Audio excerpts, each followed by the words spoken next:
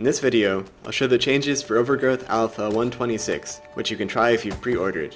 This week I started working on transition animations from ragdoll to standing, a commonly requested feature. If you fall on the ground, you can still press shift to roll out of the fall, or you can just wait to stand up. The animations are still rough, with a few sliding contacts, but I'll work on that more later. The landscape in Overgrowth is quite varied, so I had to make sure that the animations work on all kinds of surfaces. To do that, I used rotations and inverse kinematics to apply a sort of ground-conforming effect to the animation. I first tested this effect using a basic lying down pose.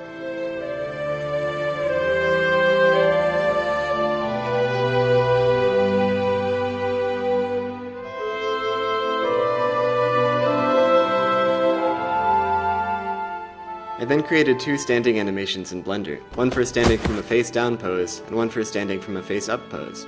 I actually recorded the animation process for one of these movements here.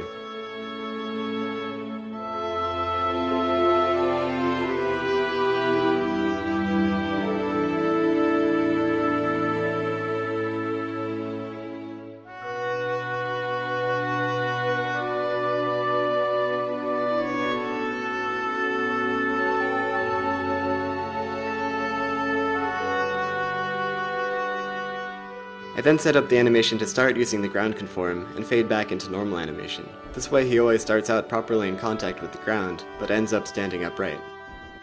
Even in this early stage, the standing animation is useful for getting a better idea of the combat flow, because characters are vulnerable when they're standing up and delayed for a second. This makes it more possible to fight against a group, because you can use takedowns to try to focus on just one enemy at a time.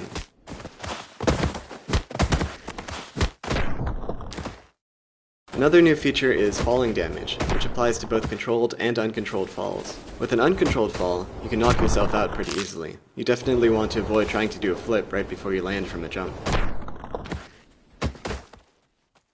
With a normal controlled jump, you can fall much farther without getting hurt, but now there's a limit.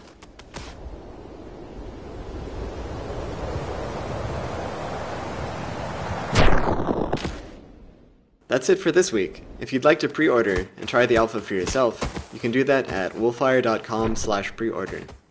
If you'd like to hear about development news as soon as it happens, you can follow me on Twitter @wolfire.